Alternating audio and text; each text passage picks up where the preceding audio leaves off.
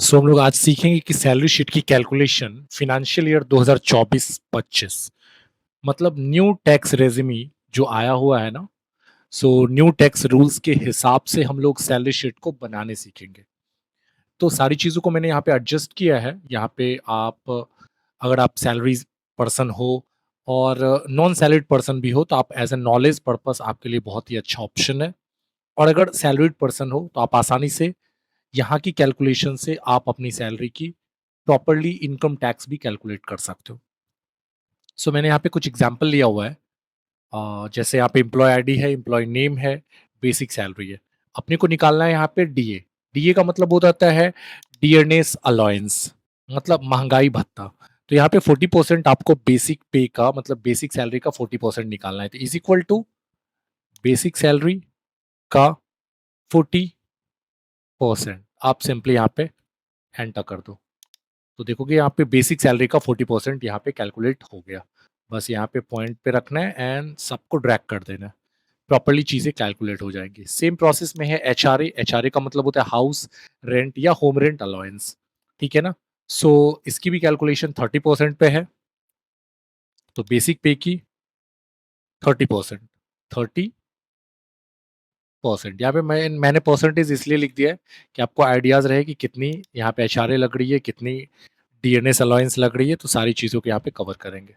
As it is अपने को TA TA सबको 3600 देना है, 3600 रुपए। टीए हो गया ट्रांसपोर्ट चार्ज या ट्रेवलिंग अलाउंस, आप इसको बोल सकते हो, आने जाने के लिए जो खर्च होता है। तो जो ट्रांसपोर्ट चार्ज है सबको 3600 दिया जाएगा। तो 3600 लिख के हम लोग यहाँ पे ड्रैग कर देंगे। अब अगर कोई एक्स्ट्रा अदर अलाउंस है तो वो आपकी कैलकुलेट होंगी 5%। अगर कोई भी एक्स्ट्रा चीज़ आपको लग रहा है तो उन सब चीज़ों को कैलकुलेट किया जाएगा 5%। तो सेम प्रोसेस में बेसिक पे का यहाँ से is equal to and basic pay का 5%, 5% एंड एंटर बटन प्रेस करेंगे। ये भी हमारी कैलकुलेट होके आ जाएंगे। उसी तरह से अपने को निकालना है ग्रॉस सैलरी। तो इसके लिए हम लोग एक फॉर्मूला यूज करेंगे, is equal to sum bracket start basic पे plus dearness allowance, HRA, TA and other allowance. इन सबको ऐड करके एंटर करेंगे तो हमारे यहाँ पे मंथली अमाउंट निकल जाएंगी ग्रॉस सैलरी। ओके। अब सबकी ना पीएफ, चूंकि पीएफ एक प्रोविडेंट फंड हो गया, एम्प्लॉय प्रोविडेंट फंड। तो अगर इसको अपने को कैलकुलेट करना है ना, ईपीएफ एंड पीएफ एक ही होता है। तो यहाँ पे सबका जनरेट होगा कितना, 12%, है ना। तो हम यहाँ पे एक फॉर्मूला यूज करेंगे इसके लिए। ईपीएफ बेसिक पे का ही निकलेगा, is equal to basic pay का 12%। और हम यहाँ पे एंटर बटन प्रेस करते हैं तो हमारे यहाँ पे कैलकुलेट हो गई। सेम प्रोसेस में ड्रैग कर लो। नाउ सबको प्रोफेशनल टैक्स अपने को देना है। प्रोफेशनल टैक्स जो हमारा सॉरी डिडक्ट होगा 200 रुपीज सारे लोगों के लिए। तो यहाँ पे हम लोग प्रोफेशनल टैक्स को यूज कर लेंगे। अब हमारी टोटल मंथली डिडक्शन कितनी हुई। मंथली डिडक्शन की अगर बात करें ना तो हमारी टोटल हो गई कितनी, पीएफ हो गई प्लस प्रोफेशनल टैक्स, ये हमारी डिडक्शन हो गई। तो इज इक्वल टू आप सिंपल एक फॉर्मूला यूज करो, पीएफ प्लस मतलब provident fund plus professional tax, enter करो। तो ये एक्चुअल में हमारी डिडक्शन हो गई। अब इस बेस पे जो डिडक्शन होता है ना वो हमारी ग्रॉस सैलरी में से माइनस हो जाता है ना। तो नेट सैलरी मेरी मंथ की कितनी हुई, तो ग्रॉस सैलरी में से आप टोटल डिडक्शन जो पैसा घटेगा उसको आप माइनस कर दो। तो एक्चुअली नेट सैलरी हमारी एक महीने की ये हुई, सबकी निकल गई। अब ग्रॉस सैलरी मतलब एनुअल निकालना है। ये हमारी एक महीने की सैलरी निकली। अब यहाँ पे एनुअल सैलरी, तो एनुअल सैलरी मतलब 12 मंथ्स की सैलरी। तो इस वैल्यूज को आप मतलब नेट मंथली सैलरी को आप 12 से मल्टीप्लाई कर दो। तो ये हमारी एक साल की सैलरी यहाँ पे निकल गई।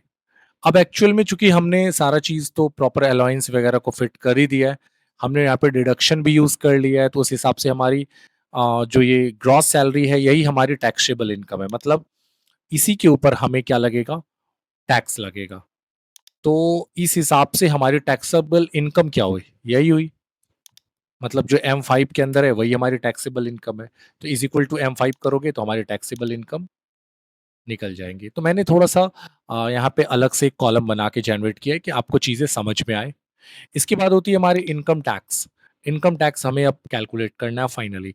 तो देखो इनकम टैक्स ना मैं यहाँ पे जो प्रोसेस बता रहा हूँ ना, वो न्यू टैक्स रेज़िमी के आधार पे बता रहा हूँ।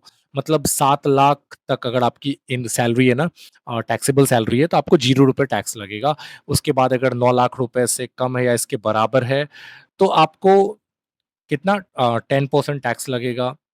अगर 12 लाख से कम या बराबर है, तो आप ₹20,000 प्लस 15% आपको टैक्स लगेगा, ठीक है ना?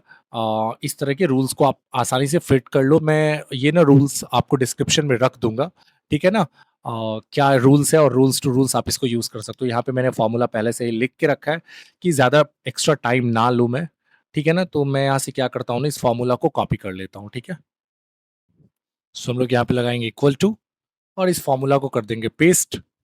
अगर ये आपको पूरी सैलरी शीट चाहिए होगी ना, तो प्लीज़ आप मुझे कमेंट सेक्शन में बताइएगा।